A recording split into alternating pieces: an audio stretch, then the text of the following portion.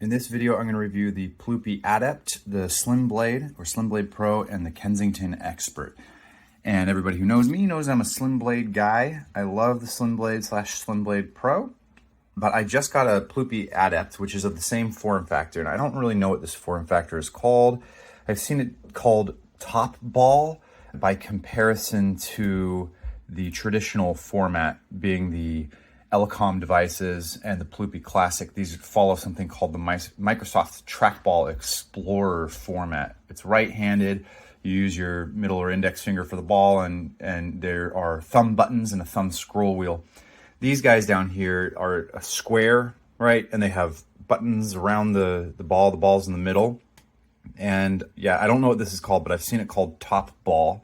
And as far as I know, these are the only 3 devices in this category, besides older devices, older versions of the same models and such. They were white, and you may see them online on eBay or whatnot. But the Kensington Expert is the older one, and it's probably more popular of the bunch only because it's had the time to build up recognition and reviews and whatnot, but I don't like it personally. I don't like it nearly as much as the SlimBlade, but we'll start here just because chronologically we go from right to left. The Expert, one downside of it is it just has a slant slope going forward, so you kind of pinch your wrist a little bit to use it unless you have a wrist rest, which a lot of people do. One thing people like about it is that these buttons are very like carved out and distinct. Unlike the SlimBlade, the sort of sweet spot is closer to the ball, and it's hard to know where to click, where the click kind of stops. Like down here, you can kind of activate it, but ultimately the sweet spot is closer to the ball. Whereas this, anywhere along the buttons are equally sort of activation spots. And then I think the other main reason people like the Expert is that it has a physical scroll wheel, as opposed to the SlimBlade, which has, I think it's just called a virtual scroll wheel. The way you activate it is you slide your finger around this silver ring. The ring doesn't do anything. There's no sensor on the ring. It's just like a guide for you. It's got an inlay that you put your finger into, and then you slide your finger along the ball. And the ball, when it rotates on a static axis, there's firmware in the mouse that detects that it's rotating on a static axis instead of like, 3-directional. And if it rotates on a static axis, it activates the scroll mechanism. And so there's no physical scroll capabilities. And that is a blessing and a curse. The blessing is it's really slick. It's really cool. And there's no, added hardware kind of beefing up the system, and no moving part that can fail quite as much as the scroll ring here. The scroll ring on this is a little bit low quality hardware-wise. Some people call it scratchy. Let's see if you can hear it. I don't know if I'd describe it as scratchy, but I find it to be, it's just low quality. It's hard to explain. When you start scrolling, it scrolls in hops. Like some of the scrolls don't get registered, and then some other scrolls get like double registered or something. So it just doesn't feel very snappy or responsive. So I personally prefer the virtual scroll over the hardware scroll, the hard scroll. But one reason I think people like this physical scroll wheel is if they use software like AutoCAD or 3D modeling, 3D Studio Max, Maya, music software, or graphic design, you can, like, let's say you click a character and you are moving the visual pane around and zooming at the same time. You have all 3 axes separate from each other, so you get more freedom. Whereas this, when you're doing the single axis scroll, you're effectively deactivating the cursor. So you can't do click and drag and scroll at the same time. You can only do click and scroll or click and drag. So I think that's why some people still prefer the Expert. But overall, the Expert is just older hardware. This is, the SlimBlade is their refreshed version of the Expert in a sense. This is their older device and this is their newer device. What you're looking at on the screen is the SlimBlade Pro. What you're looking at on my desk is the SlimBlade, the standard SlimBlade, the older edition. SlimBlade Pro has a lot of improvements, newer hardware. Somebody did a deep dive on some of the hardware improvements of the SlimBlade Pro over the SlimBlade, and because they don't really advertise it on their website or showcase what the improvements are, except for the 3 different connectivity options it has. wired, wireless, and Bluetooth, where the old SlimBlade is just wired. But they don't really advertise what other improvements there are. And somebody did some tests and identified at the very least that it has a faster pulling refresh rate, which is useful for gaming. A lot of people don't use the Kensington mice or the Elecom mice for gaming, partly because of the pulling refresh rate. It's not fast enough in a sense, and also because of the static bearings. And the static bearings are these little nubbins that protrude from the inner bowl. They're just material that is a certain type of material that's easy to glide the ball across and not break down, not degrade over time. And the benefit of that is they're just really easy to work with, and they're very smooth when there's no gunk on the bearings. But if there's gunk on the bearings, you experience something called stiction. And stiction is when you're moving the ball in macro motions, large sweeping motions, then everything feels really smooth. But when you're trying to get down to that one pixel and just click on a single pixel or something very small on the screen, or slow your mouse down, what typically happens is as you're slowing down, it starts to creak almost, like each motion is little jerky dots. And it's hard to get a very fluid, precise hone in on very small things on the screen. So it's hard to be extremely precise with static bearing based mice, because these static bearings build up gunk around them, and then what you typically have to do is clean that out to sort of remove the stiction. I use this little pen thing, and it's got a brush and it's got this like marker piece, and you can brush the gunk out, just the really loose debris. And then if you want to get really hardcore, you can use this rubber part and scrape it off and then brush what's left off.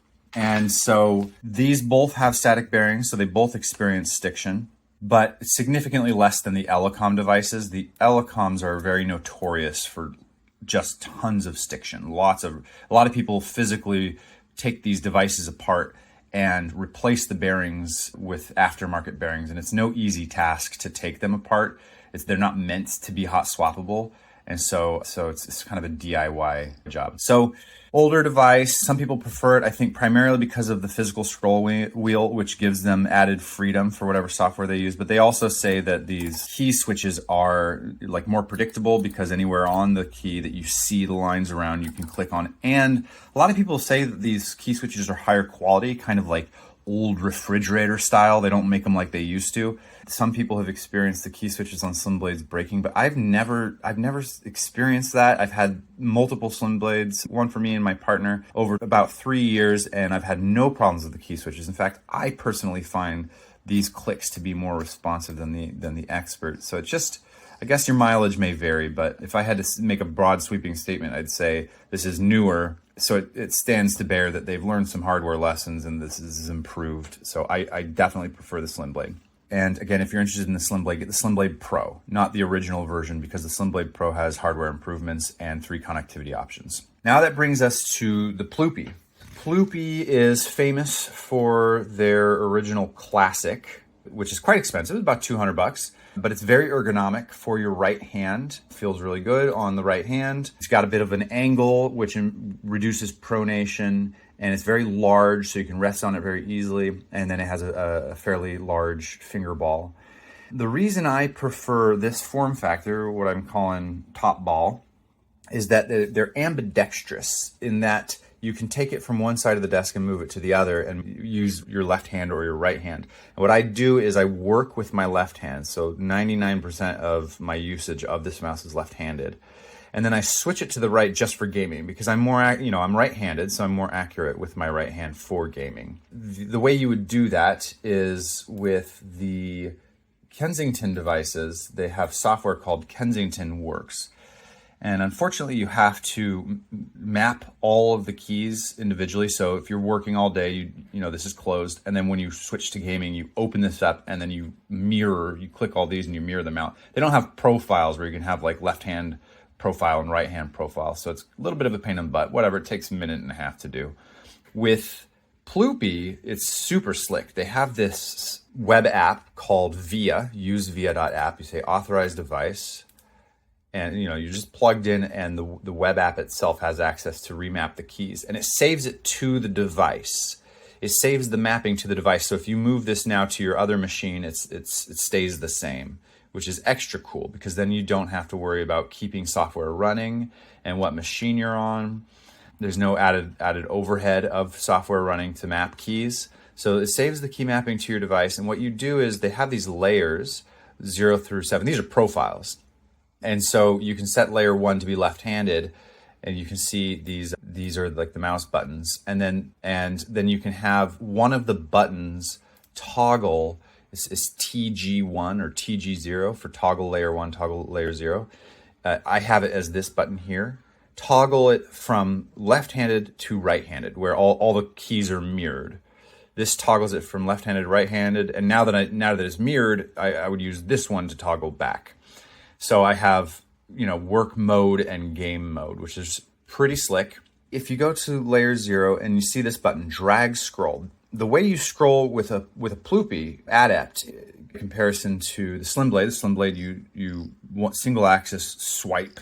This is physical scroll wheel. The Ploopy Adept, you hold a button down of your choosing, mapped through via, then you move the ball. And what's extra slick about this is it's omnidirectional. So hold this down and you move up, down, left, right. With these guys, you would have to just hold the shift key. It's just like a standard scroll wheel. You would hold the shift key to scroll horizontally, otherwise you're scrolling vertically. So this gives you omnidirectional scrolling. Okay, so the Ploopy Adept is very, very beloved in the trackball community. It's sort of the elitist mouse. Interestingly so, because I think what happened was the Ploopy Classic, which is about $200, a lot of people shied away from because it was so expensive compared to some of these other ones. Even at $120, you're still saving $80, but I know it's quite expensive, but you're still at least saving $80. And so I think the Ploopy devices have traditionally been somewhat avoided by people just getting into the space. They end up grabbing something like an Expert or a SlimBlade, and they stick with it, maybe thinking someday they'll upgrade to these more expensive devices, but they never get around to it because these devices work pretty great, and so they end up just sticking to their guns. But people who buy this out the gate really swear by Ploopy. They say there's nothing as good as the hardware available on these, with the sensors and the bearings, and if you experienced it, you'd know what we're talking about. You'd never go back. It's the end-all be-all. It's God mode mouse. So I was excited to grab the Adept to try out for that reason, and it's half the price of the Classic. It's $100. Now we're in the standard territory. Actually, it's cheaper than that because it's Canadian dollars, so it's about like $90 USD. And while getting all that hardware everybody raves about of the Ploopy Classic, most of the Ploopies, they use similar hardware like the sensor and the bearings. The bearings are not static bearings. They're dynamic bearings, the opposite of static bearings. That means that they move and the ball moves. So the bearings rotate and the ball rotates. These particular type of bearings is called roller bearings. They look like skateboard or rollerblade bearings, like real industrial hardcore bearings. You can actually hear there's such a thing as ball bearings, which are rotating balls that are smoother. You'll see that on the game ball. The game ball has dynamic bearings, which are ball bearings, which is super fluid and smooth, and you can't hear anything. But with this being the roller bearings, listen to this. Compared to this, you can barely hear the SlimBlade, but boy, can you hear the Ploopy. I love it personally. Some people might not like it, but to me, it's kind of like a mechanical keyboard. You just get an audible confirmation of the clicks. For me, I love hearing where in the travel path the cursor is experiencing either slowdown or acceleration and stuff. So I personally like the sound. You can hear those roller bearings. The sound makes it gives you this experience that it's scratchy, that the motion is scratchy, that it's coarse or not as fluid, not as precise or something. And it's not true. It's an audible trick. It's actually the most fluid of the bunch. It is super, super smooth smooth motion and smooth fluid. And you can really see that when you're scrolling. You hold down that thing, and then you just move the ball, and it feels very smooth as compared to doing it with this. You get almost these these clicks, like the traditional mouse clicks, like it goes down in like 2 lines at a time or something. Whereas this is the smooth scroll. And dynamic bearings compared to static bearings, dynamic bearings are superior, always in a way. Dynamic bearings give you an accuracy, precision, fluidness, smoothness that you can't get with static bearings. The real place you see that is like trying to hone in on that single pixel. Really, I talked about here, these large sweeping motions are great and fluid, but when you're trying to get in on that tiny single pixel, you kind of hop. It's really hard you can't really see it. But what I am experiencing it right now, it's like somewhat frustrating to like get it just so on that A. But with this, it's a lot easier to get those pixels. And what that means is if you are, a graphic designer, Photoshop, CAD, all that stuff, you're going to really appreciate this. If you're a programmer, you may not appreciate that quite as much. Most of the time you're moving around your monitors, you're moving things to and fro, you're clicking, you're typing. So much is keyboard that every once in a while you're like, shit, I really just need that guy, damn it. Very rarely. And I think programmers who use SlimBlade maybe say it's not as bad as people think. But when you try the Adept, and I am a programmer, you experience it over the course of a week, and you really recognize the benefit there. The Adept has all the buttons. They're all individually carved out, really, really high quality key switch hardware. So that would appeal to the expert lovers. Very high quality switches. So, the clicks really register and sound good, and you don't have to click that hard and all that stuff. I still don't see what the problem is with the key switches of the SlimBlade. I really like the buttons on the SlimBlade, but it is nice that anywhere on the button you click definitely registers, and you don't have to worry about sort of where that hot spot is. Now, like I said, everybody who says they go Ploopy says anybody who would experience it would never go back. And I just want to talk about some of the cons of the Ploopy.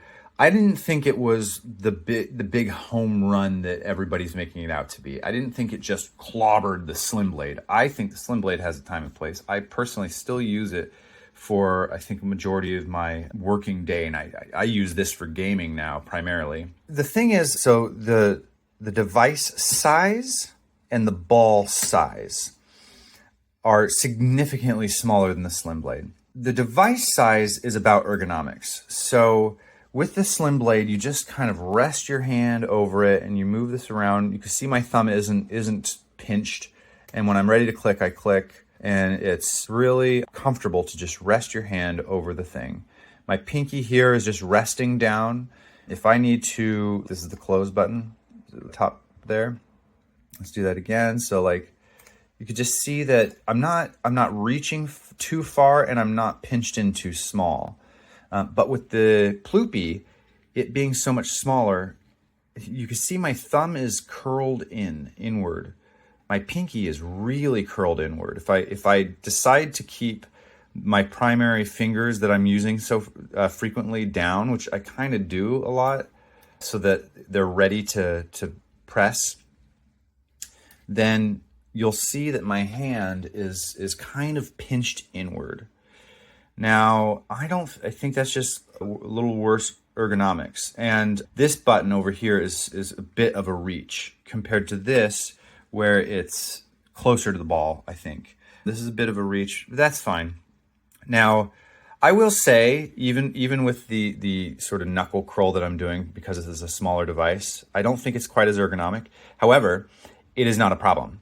I have pretty severe RSI, and that RSI manifests if I were to use a standard mouse for just a day, or if I were to use, a thumb ball mouse for just 8 hours of work, my RSI flares up right away. I can tell right away that this is not working out ergonomically.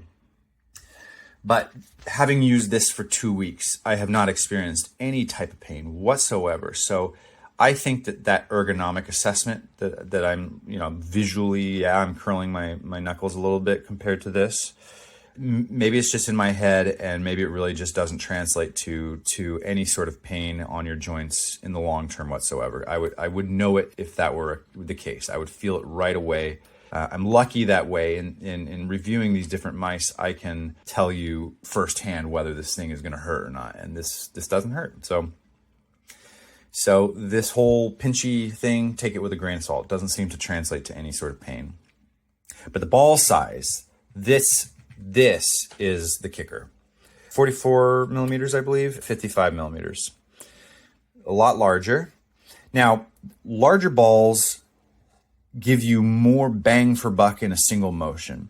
The analogy I make is if you have a small mouse on a small mouse pad and you have to pick it up and move it over and over and over and over just to get your cursor across the screen.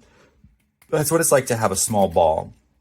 And this, having a large ball, is like having a standard mouse on a large mouse pad, and you can make these coarse grain motions with your arm and your wrist to move the mouse around. That's what this does feel. It feels a little bit harder to travel the mouse across the screen. So for these large day-to-day, daily driver mouse motions that you're making, this is worse than this. I kind of wish that Ploopy would have just stepped up the size of the device just a smidge and to accommodate a larger ball.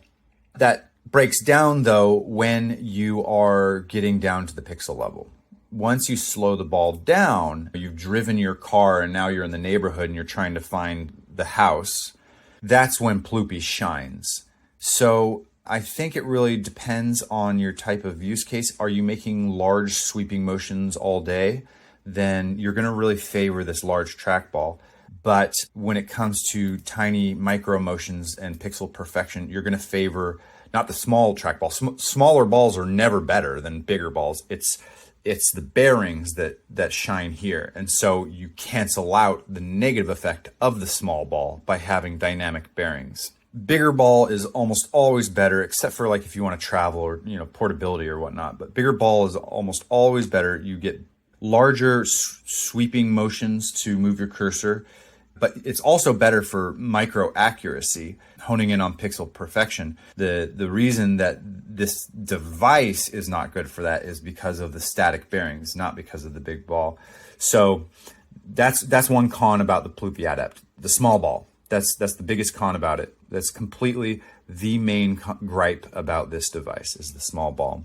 And there's one more thing, and it's really hard to explain, but the static bearings of a SlimBlade allow for motion in all directions naturally, obviated by the fact that to use a static axis, you have to sort of make effort to do so. With these roller bearings, it's hard to explain, but the primarily supported axes are like this Y pattern. So you don't actually have, like if you try to rotate this, you're fighting against the system. There's resistance. Now, there's no need to rotate a ball like this. You don't need that for scrolling. You have this button. There's no reason to do this.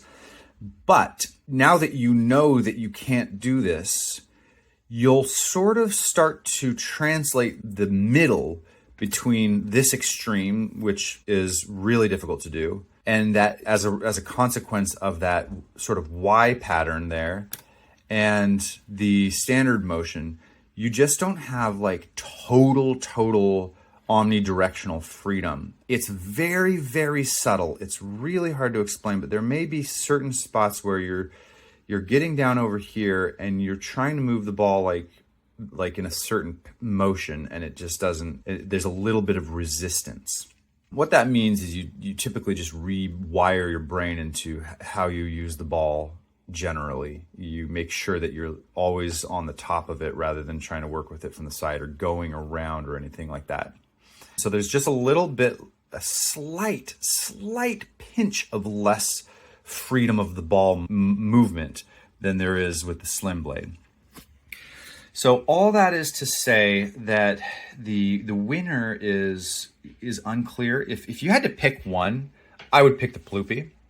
If you're a programmer, I think there's a case for SlimBlade over Ploopy. If you're on the go and you want a top ball, if you're portable, than obviously the Ploopy. It's way smaller. When I travel, I used to use the Elecom Bitra. It's super tiny and I love it. It's cute. But this one, I always put it like on this open pad here when I'm traveling, the Bitra. But this actually fits there as well. And so it is portable. You can take it to the cafe. So I think overall, I do agree that generally the Ploopy is better, but it's not the absolute home run that I think the internet makes it out to be. But like I said, I will say, I sure love that sound. The Ploopy is more fun. Personally, I think the Ploopy is more fun to use.